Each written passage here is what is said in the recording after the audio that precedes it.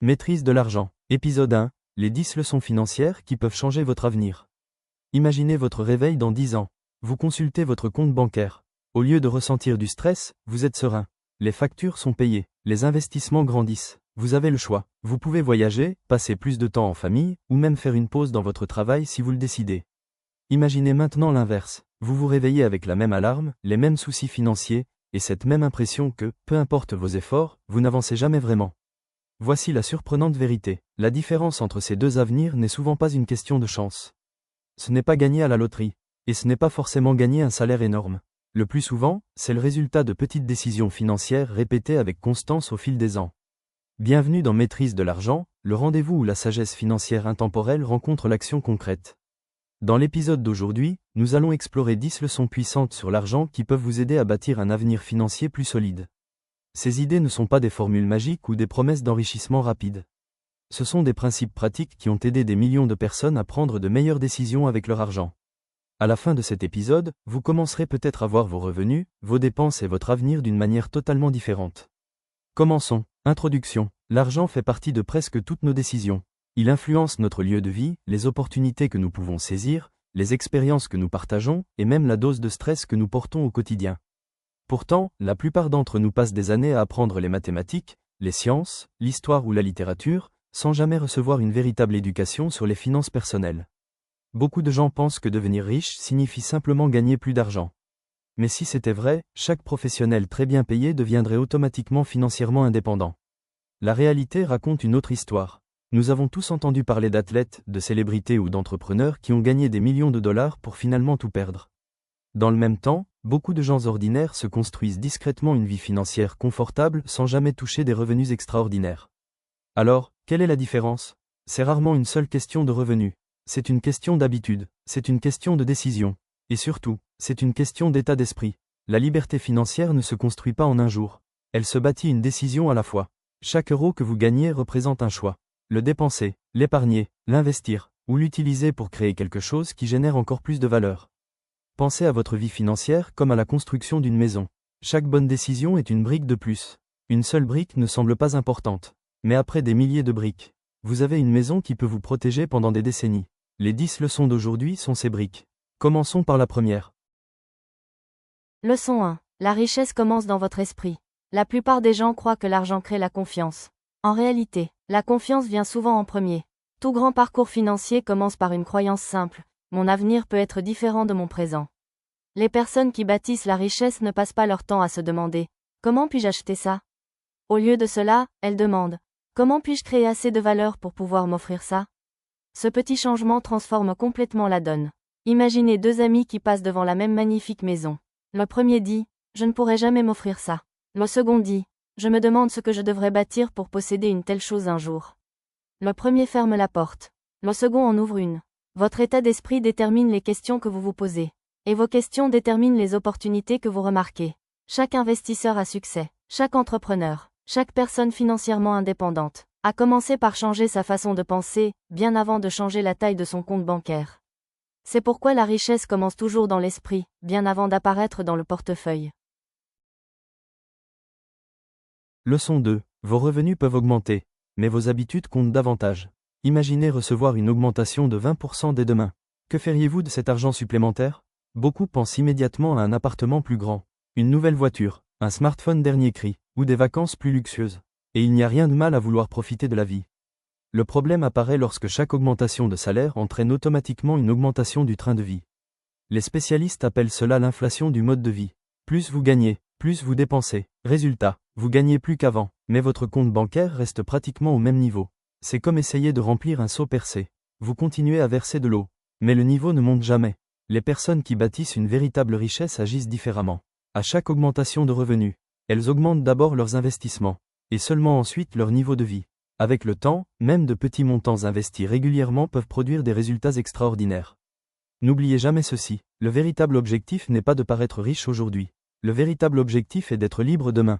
Dans la prochaine leçon, vous découvrirez pourquoi certains achats vous rapprochent de la richesse, alors que d'autres vous en éloignent sans même que vous vous en rendiez compte. Épisode 1 partie 2. Leçon 3. Acheter des actifs avant d'acheter le luxe. Imaginez deux personnes qui reçoivent chacune une prime de 10 000 euros. La première se précipite pour acheter une montre de luxe. Elle attire les regards, les compliments fusent. Pendant quelques jours, elle a l'impression d'avoir réussi. La seconde personne fait un choix totalement différent.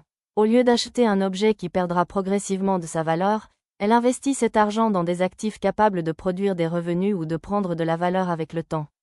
Maintenant, faisons un bond de 10 ans dans le futur. La montre est devenue ancienne. Elle vaut moins qu'au premier jour. Et la plupart du temps, elle dort au fond d'un tiroir. L'investissement, lui, a peut-être continué à grandir. Grâce aux intérêts, aux dividendes, à la valorisation, ou simplement grâce au temps. Cette différence illustre l'un des principes les plus puissants de la création de richesse.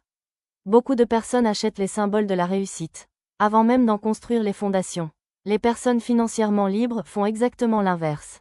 Elles bâtissent d'abord les fondations. Le luxe devient ensuite une récompense, et non un point de départ. Imaginez un jeune arbre. Personne ne cherche à récolter ses fruits dès la première année. On l'arrose, on le protège, on lui laisse le temps de développer des racines solides. Vos investissements fonctionnent exactement de la même manière. Si vous récoltez trop tôt, l'arbre n'atteindra jamais tout son potentiel. Chaque actif que vous achetez ressemble à une nouvelle graine plantée aujourd'hui. Une seule graine ne changera probablement pas votre vie, mais une forêt entière peut transformer votre avenir. Avant chaque achat important, posez-vous une seule question.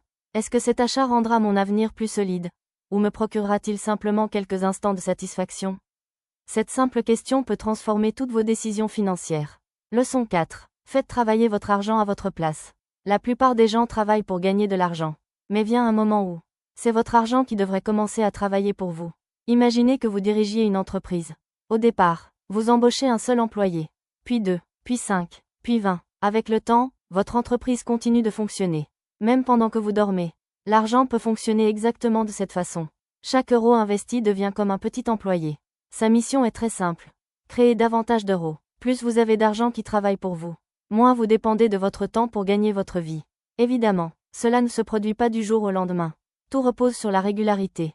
Beaucoup de personnes sous-estiment les petits investissements. Pourquoi? Parce qu'elles regardent uniquement les résultats immédiats. Pourtant, la richesse ne se construit presque jamais grâce à un seul coup spectaculaire. Elle se construit grâce à des centaines de petites décisions répétées année après année. Imaginez une boule de neige qui dévale une montagne. Au départ, elle est minuscule, elle avance lentement, puis, à chaque mètre parcouru, elle grossit, encore, et encore, jusqu'à devenir impossible à arrêter. L'argent fonctionne exactement selon le même principe. Lorsque vous lui laissez suffisamment de temps, il prend de l'ampleur. Votre premier investissement vous semblera peut-être insignifiant. Le 10e vous rendra plus confiant. Le 100e pourrait transformer complètement votre avenir financier. Le plus important n'est pas de commencer avec beaucoup d'argent. Le plus important, c'est de commencer.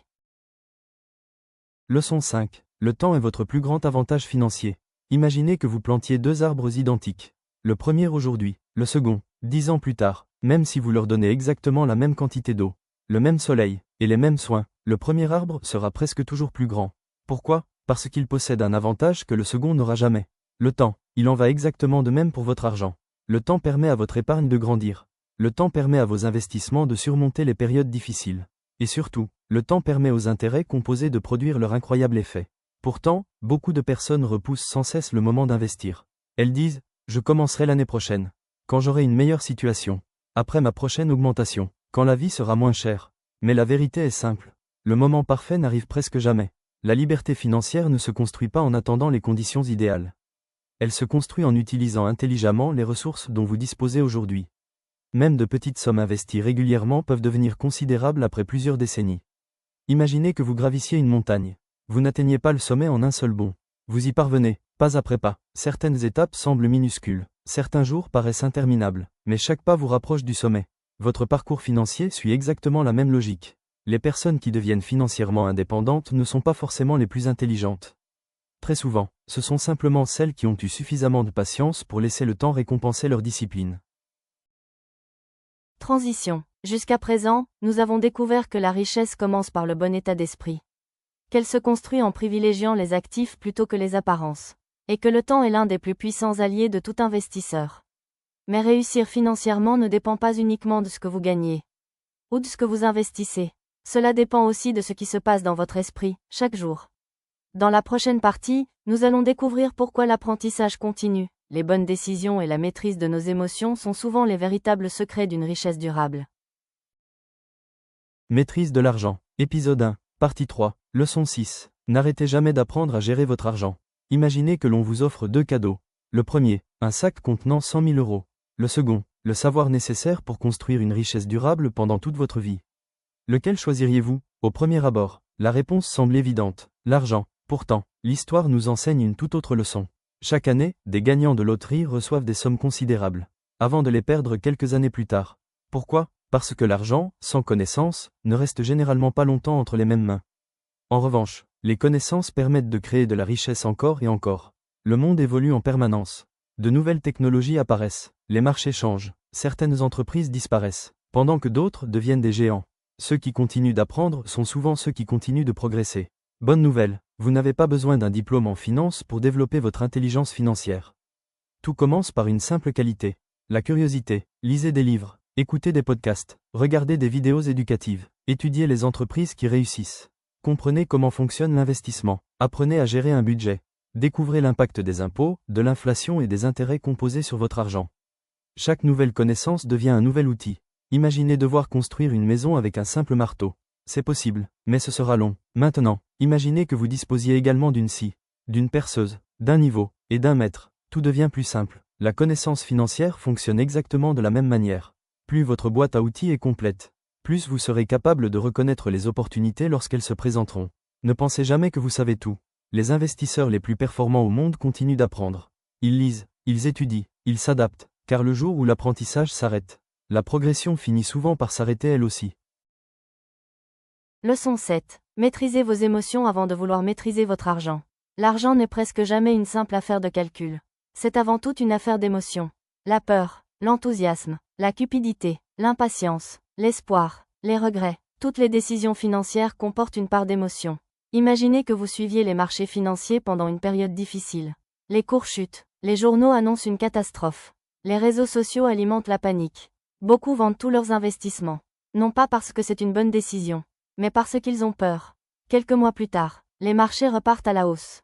Les mêmes personnes rachètent, à des prix beaucoup plus élevés. Elles ont vendu au plus bas, et acheté au plus haut. Non pas par manque d'intelligence, mais parce que leurs émotions ont pris le contrôle. Imaginez maintenant un autre investisseur. Au lieu de réagir aux gros titres, il suit un plan établi depuis longtemps. Il sait que les marchés montent, puis descendent, avant de remonter à nouveau. Au lieu de paniquer, il reste patient, et, avec les années, sa discipline produit souvent de bien meilleurs résultats que toutes les réactions impulsives. Ce principe dépasse largement le monde de l'investissement. Combien de personnes font des achats après une mauvaise journée? Pour se sentir mieux, pour impressionner les autres, ou simplement parce que tout le monde semble acheter la même chose. La véritable confiance financière apparaît lorsque nos décisions sont guidées par un objectif, et non par une émotion passagère. Adoptez une habitude très simple. Avant chaque achat important, attendez 24 heures, puis posez-vous 3 questions. En ai-je vraiment besoin? Cet achat améliorera-t-il réellement mon avenir? Ou, suis-je simplement en train d'acheter une émotion qui disparaîtra demain? Parfois, la décision financière la plus rentable de votre vie sera tout simplement celle de ne rien acheter. Leçon 8. Construisez plusieurs sources de revenus. Imaginez une chaise qui ne possède qu'un seul pied. Vous sentiriez-vous en sécurité? Probablement pas. Maintenant, imaginez une chaise solide reposant sur 4 pieds. Elle inspire la stabilité, l'équilibre, la confiance. Votre vie financière fonctionne exactement de la même manière. Beaucoup de personnes dépendent entièrement d'un seul salaire. Si cette source disparaît, toute leur sécurité financière s'effondre. La véritable solidité financière consiste à développer progressivement plusieurs sources de revenus. Cela ne signifie pas travailler 4 emplois à temps plein. Cela signifie créer, au fil du temps, plusieurs façons différentes de faire entrer de l'argent dans votre vie. Vous pouvez investir dans des entreprises qui versent des dividendes, créer un commerce en ligne, vendre des produits numériques, écrire un livre, lancer une chaîne YouTube, développer une activité de freelance, ou investir dans l'immobilier locatif. Chaque nouvelle source renforce les fondations de votre avenir financier. Imaginez une rivière. Si elle est alimentée par un seul petit ruisseau, elle risque de s'assécher pendant les périodes difficiles. Mais lorsqu'elle reçoit l'eau de plusieurs ruisseaux, elle continue de couler, même si l'un d'eux ralentit. Votre argent fonctionne exactement selon le même principe. Vous n'avez pas besoin de créer toutes ces sources aujourd'hui. Commencez par une, puis une deuxième, puis une troisième. Avec le temps, ces petits ruisseaux deviennent un fleuve puissant. Et le plus grand avantage n'est peut-être pas l'argent supplémentaire. C'est la tranquillité d'esprit, car la liberté financière ne consiste pas seulement à posséder plus d'argent. Elle consiste à savoir que votre avenir ne dépend plus d'une seule source de revenus. Transition. Nous avons maintenant découvert l'importance d'apprendre en permanence. de maîtriser nos émotions, et de construire plusieurs sources de revenus. Ces principes constituent une base solide. Mais il reste encore une dernière étape. Comment rester discipliné pendant des années, même lorsque les résultats semblent lents? Comment éviter d'abandonner juste avant que les efforts commencent à porter leurs fruits? Et surtout, que signifie réellement être riche? Dans la dernière partie de cet épisode, nous découvrirons les 2 dernières leçons qui relient tous ces principes.